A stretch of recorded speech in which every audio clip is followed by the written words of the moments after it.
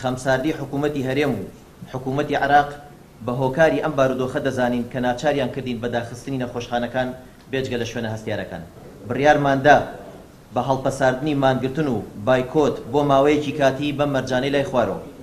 یەکەم، لە سبەینەوە موچە دابەش بکرێت 30 ڕۆژجارێک لە کاتی خۆیدا. دوو، حکوومەت هەنگاوی تر بنێت بۆ نەهێشتنی پاشەکەوتی موچە بە یەکجاری. سێ، دیاریکردنی چارەنووسی موچە فەوتاوەکان لە 2 ساڵی ڕابردوودا.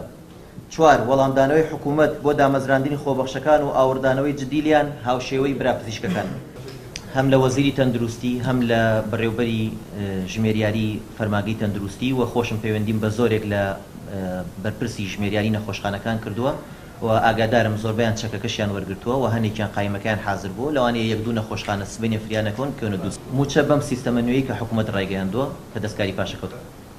ئامارێکی دروستمان لا نییە. سەرەتا بەنسبەت هاتنی هێزە هەمنیەکانەوە ئەو ڕەم بە پەیوەندی بە یەکە ئیداریەکانی پارێزگای سلێمانیەوە بێت، چ پارێزگاری سلێمانی، چ قایمقامی سلێمانی، چ لیژنەی ئەمنی کە ئەوان سەپەرشتیەوەکەن و پەیوەندی بێمەوە نیە. بەڵام بەنسبەت ئەوەی کە هەر کارمەندێکی تەندروستی یا هەر کەسێک کە لەگەڵ ئێمە ئیشی کردبێ ڕوبەڕووی سزا بوو بێتەوە یار هەڕەشێکی لێکرابێ، ئێمە لە چوارچێوەی پیشەیی خۆمانە پشتیوانی دەکەین و دیفاعی لێ دەکەین کە تاکو مافی خۆی وەرگرت.